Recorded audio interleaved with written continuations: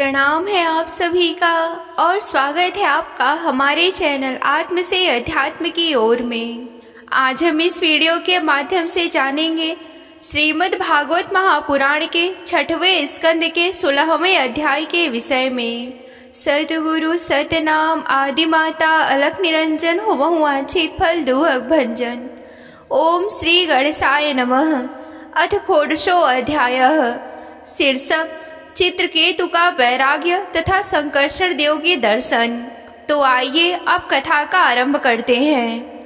श्री सूकदेव जी कहते हैं कि परीक्षित, तदंतर देवर्षि नारद ने मृत राजकुमार के जीवात्मा को शोकाकुल स्वजनों के सामने प्रत्यक्ष बुलाकर कहा। देवर्षि नारद ने कहा कि जीवात्मन, तुम्हारा कल्याण हो। देखो, तुम्हारे माता पिता सुहृदय संबंधी तुम्हारे वियोग से अत्यंत व्याकुल हो रहे हैं, इसीलिए तुम अपने शरीर में आ जाओ और शेष आयु अपने सगे संबंधियों के साथ रहकर व्यतीत करो। अपने पिता के दिए हुए भोगों को भोगो और आज सिंहासन पर बैठो। जीवात्मा ने कहा कि देवर्षि, मैं अपने कर्मों के अनुसार देवता, मनुष्य, पशु पक्षी आदि योनियों में न जाने कितने जन्मों से भटक रहा हूँ। उनमें से लोग किस जन्म में मेरे माता पिता हुए। विभिन्न जन्मों में सभी एक दूसरे के भाई बंधु, नाती गोती, शत्रु मित्र, मध्यस्थ, उदासीन और द्वेषी होते रहते हैं। जैसे सुवर्ण आदि क्रय विक्रय की वस्तुएं एक व्यापारी से दूसरे के पास आती जाती रहती है, वैसे ही जीव भी भिन्न भिन्न योनियों में उत्पन्न होता रहता है। इस प्रकार विचार करने से पता लगता है कि मनुष्यों की अपेक्षा अधिक दिन ठहरने वाले सुवर्ण आदि पदार्थों का संबंध भी मनुष्यों के साथ स्थायी नहीं है, क्षणिक ही होता है। जब तक जिसका जिस वस्तु से संबंध रहता है, तभी तक उसकी उस वस्तु से ममता भी रहती है। जीव नित्य और अहंकार रहित है। वह गर्भ में आकर जब तक जिस शरीर में रहता है, तभी तक उस शरीर को अपना समझता है। यह जीव नित्य, अविनाशी, सूक्ष्म, सबका आश्रय और स्वयं प्रकाश है। इसमें स्वरूपतः जन्म मृत्यु आदि कुछ नहीं है। फिर भी यह ईश्वर रूप होने के कारण अपनी माया के गुणों से ही अपने अपने को विश्व के रूप में प्रकट कर देता है। इसका ना तो कोई अत्यंत प्रिय है और ना ही अप्रिय, ना अपना और ना पराया, क्योंकि गुण दोष करने वाले मित्र, शत्रु आदि की भिन्न भिन्न बुद्धि वृत्तियों का यह अकेला ही साक्षी है। वास्तव में यह अद्वितीय है। यह आत्मा कर्म कारण का साक्षी और स्वतंत्र है। इसीलिए यह शरीर आदि के गुण दोष अथवा कर्म फल को ग्रहण नहीं करता, सदा उदासीन भाव से स्थित रहता है। श्री सूकदेव जी कहते हैं, वह जीवात्मा इस प्रकार कहकर चला गया। उसके सगे संबंधी उसकी बात सुनकर अत्यंत विस्मित हुए। उनका स्नेह बंधन कट गया और उसके मरने का शोक भी जाता रहा।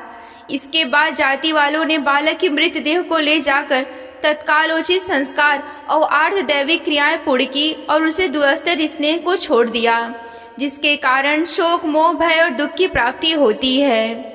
परीक्षित, जिन रानियों ने बच्चे को विष दिया था, वे बाल हत्या के कारण श्रीहीन हो गई थी और लज्जा के मारे आंख तक भी ना उठा सकी।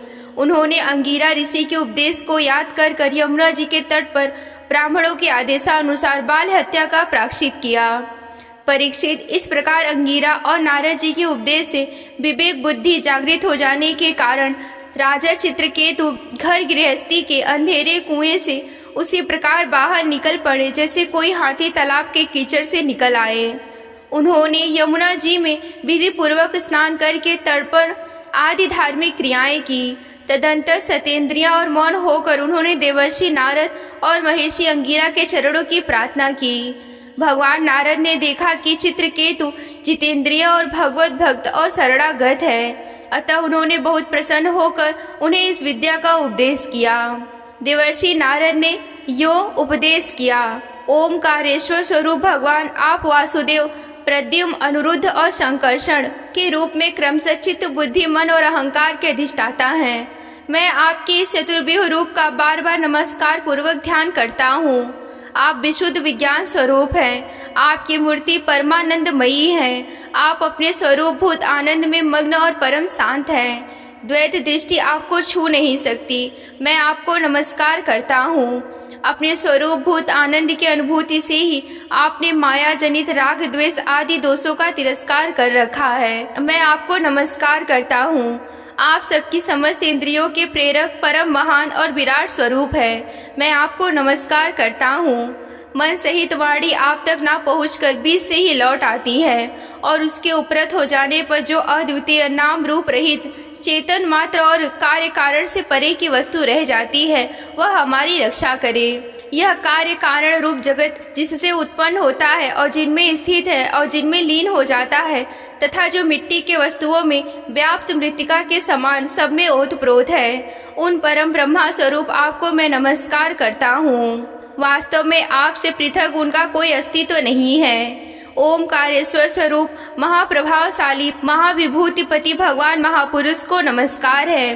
श्रेष्ठ भक्तों का समुदाय अपने कर कमलों की कलियों से आपके युगल चरण कमलों की सेवा में संलग्न रहता है। प्रभु आप ही सर्वश्रेष्ठ है, मैं आपको बारंबार नमस्कार करता हूँ। श्री सूकदेव जी कहते हैं कि परीक्षित, देवर्षि नारद अपने शरणागत भक्त चित्रकेतु को इस विद्या का उपदेश करके महर्षि अंगिरा के साथ ब्रह्मालोक को चले गए। राजा चित्रकेतु ने देवर्षि नारद के द्वारा उपदिष्ट विद्या का उनके आज्ञा अनुसार 7 दिन तक केवल जल पीकर बड़ी एकाग्रता के साथ अनुष्ठान किया। तदंतर उस विद्या के अनुष्ठान से 7 रात के पश्चात राजा चित्रकेतु को विद्याधरों का अखंड आधिपत्य प्राप्त हुआ। इसके बाद कुछ दिनों में ही इस विद्या के प्रभाव से उनका मन और भी शुद्ध हो गया। अब वे देवाधिदेव भगवान शेष जी के चरणों के समीप पहुंच गए। उन्होंने देखा कि भगवान शेष जी सिद्धेश्वरों के मंडल में विराजमान है। उनका शरीर कमल लाल के समान गौरव वर्ण है। उस पर नीले रंग का वस्त्र फहरा रहा है। सिर पर किरीट, बाहों में बाजूबंद, कमर में करधनी, कलाई में कंगन आदि आभूषण चमक रहे हैं। नेत्र रत्नार के समान, मुख पर प्रसन्नता छा रही है। भगवान शेष का दर्शन करते ही राजर्षि चित्रकेतु के सारे पाप नष्ट हो गए। उनका अंतःकरण स्वच्छ और निर्मल हो गया। हृदय में भक्ति भाव की बाढ़ आ गई। नेत्रों में प्रेम के आंसू छलक आए। शरीर का एक एक रोम खिल उठा। उन्होंने ऐसी स्थिति में आदि पुरुष भगवान शेष को नमस्कार किया। उनके नेत्रों में प्रेम के आंसू टप टप गिरते जा रहे थे। इससे भगवान शेष के चरण रखने की चौकी भी भीग गई। प्रेमोद्रेक के कारण उनके मुंह से एक अक्षर भी ना निकल सका। वे बहुत देर तक शेष भगवान की कुछ भी स्तुति ना कर सके। थोड़ी देर बाद उन्होंने बोलने की कुछ शक्ति प्राप्त हुई। उन्होंने विवेक बुद्धि से मन को समाहित किया और संपूर्ण इंद्रियों की ब्राह्वृत्ति को रोका। फिर जगत गुरु और उनके स्वरूप का पंचरात्र और भक्ति शास्त्रों में वर्णन किया गया है, इस प्रकार से स्तुति की। चित्रकेतु ने कहा कि अजित, जितेंद्रिय एवं समदर्शी साधियों ने आपको जीत लिया है। आपने भी अपने सौंदर्य, माधुर्य, कारुण्य और आदि गुणों से उनको अपने वश में कर लिया है। अहो, आप धन्य हैं, क्योंकि जो निष्काम भाव से आपका भजन करते हैं उन्हें आप करुणा परवश होकर अपने आप को ही दे डालते हैं। भगवान, जगत की उत्पत्ति, स्थिति और प्रलय आपके लीला विलास है। विश्व निर्माता ब्रह्मा आदि आपके ही अंश के अंश हैं। फिर वे पृथक पृथक अपने को जगतकर्ता मानकर झूठ मूठ एक दूसरे से स्पर्धा करते हैं। नन्हे से नन्हे परमाणु से लेकर बड़े से बड़े महतत्व पर्यंत संपूर्ण वस्तुओं के आदि अंत और मध्य में आप ही विराजमान हैं, तथा स्वयं आप आदि अंत और मध्य से रहित हैं, क्योंकि किसी भी पदार्थ के आदि और अंत में जो वस्तु रहती है वही मध्य में भी रहती है। यह ब्रह्मांड कोश जो पृथ्वी आदि एक दूसरे से 10 गुने 7 आवरणों से घिरा हुआ है, अपने ही समान दूसरे करोड़ों ब्रह्मांडों के सहित आप में ही एक परमाणु के समान घूमता रहता है। फिर भी उसे आपकी सीमा का पता नहीं चलता, इसीलिए आप अनंत हैं। जो नर पुरुष केवल विषय भोग को चाहते हैं वे आपका भजन ना करके आपके विभूति स्वरूप इंद्र आदि देवताओं की उपासना करते हैं। प्रभु, जैसे राजकुल का नाश हो जाने के पश्चात उसके अनुयायियों की जीविका रह जाती है, वैसे ही क्षुद्र उपास्य देवों का हास्य होने पर भी उनके दिए हुए भोग नष्ट हो जाते हैं। परमात्मा ने आप ज्ञान स्वरूप और निर्गुण हैं, इसीलिए आपके प्रति की हुई सकाम भाव ही अनन्याय कर्मों के समान जन्म मृत्यु रूप फल देने वाली नहीं होती। जैसे भुने हुए बीजों से अंकुर नहीं उगते, जीव को सुख दुख आदि द्वंद्व प्राप्त होते हैं, वे सतत आदि गुणों से होते हैं, निर्गुण से नहीं। हे अजीत, जिस समय आपके विशुद्ध भागवत धर्म का उपदेश किया था उसी समय आपने सबको जीत लिया। क्योंकि अपने पास कुछ भी संग्रह परिग्रह ना रखने वाले, किसी भी वस्तु में अहंता ममता ना करने वाले आत्माराम सनकादिक परम ऋषि परम साम्य और मोक्ष प्राप्त करने के लिए उसी भागवत धर्म का आश्रय लेते हैं। वह भागवत धर्म इतना शुद्ध है कि उसमें सकाम धर्मों से सकाम मनुष्यों की वह विषम बुद्धि नहीं होती कि यह मैं हूँ और यह मेरा है, यह तू है और यह तेरा है। इसके विपरीत जिस धर्म के मूल की विषमता का बीज बो दिया जाता है वह तो अशुद्ध, नाशवान और अधर्म बहुल होता है।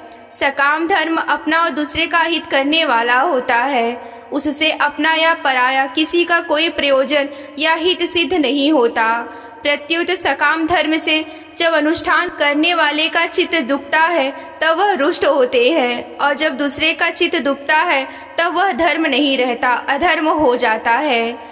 भगवान आपने जिस दृष्टि से भागवत धर्म का निरूपण किया है वह किसी परमार्थ से विचलित नहीं होती। इसीलिए संत पुरुष चर अचर समस्त प्राणियों में समदृष्टि रखते हैं और वे उसका सेवन करते हैं। इसीलिए जैसे जुगनू सूर्य को प्रकाशित नहीं कर सकता, वैसे ही परम गुरु आपसे मैं क्या निवेदन करूं।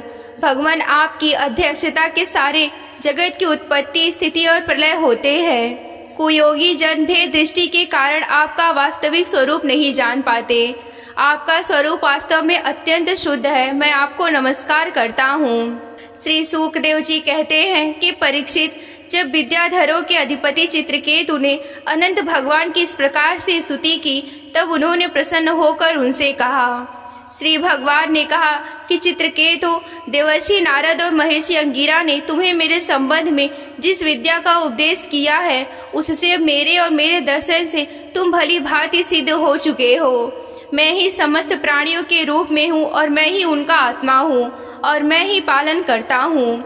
शब्द ब्रह्मा और परम ब्रह्मा दोनों ही मेरे सनातन रूप हैं। आत्मा कार्य कारण जगत में व्याप्त है और कार्य कारणात्मक जगत आत्मा में स्थित है, तथा इन दोनों से मैं अधिष्ठान रूप से व्याप्त हूँ और मुझ में ये दोनों कल्पित हैं। जैसे स्वप्न में सोया हुआ पुरुष स्वप्नांतर होने पर संपूर्ण जगत को अपने में ही देखता है और स्वप्नांतर टूट जाने पर स्वप्न में ही जागता तथा अपने को संसार से एक कोने में स्थित देखता है, परंतु वास्तव में वह भी स्वप्न ही है। वैसे ही जीव की जागृत और आदि अवस्थाएं परमेश्वर की ही माया है।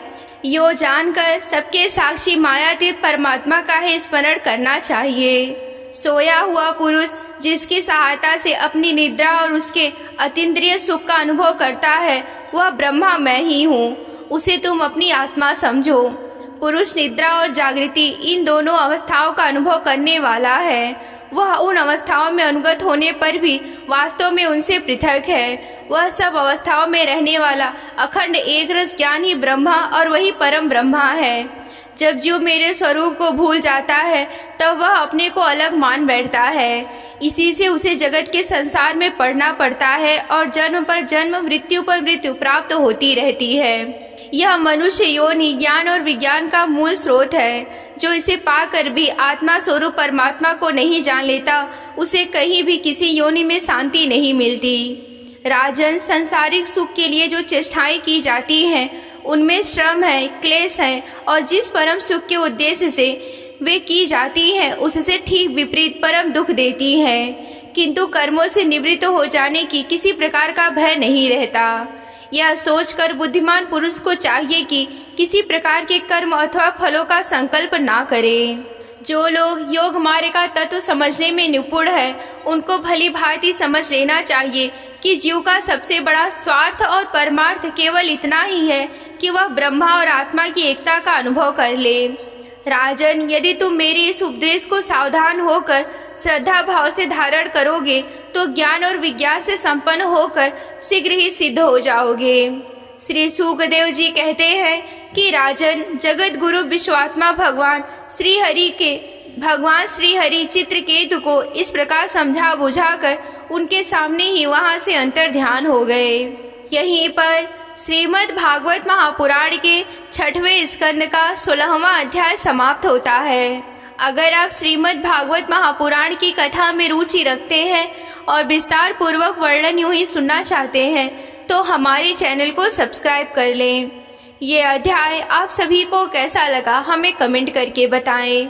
आज के वीडियो में बस इतना ही। मिलते हैं अगले वीडियो में। तब तक के लिए आप सभी को जय आदि शक्ति भोलेनाथ जी। हर हर महादेव।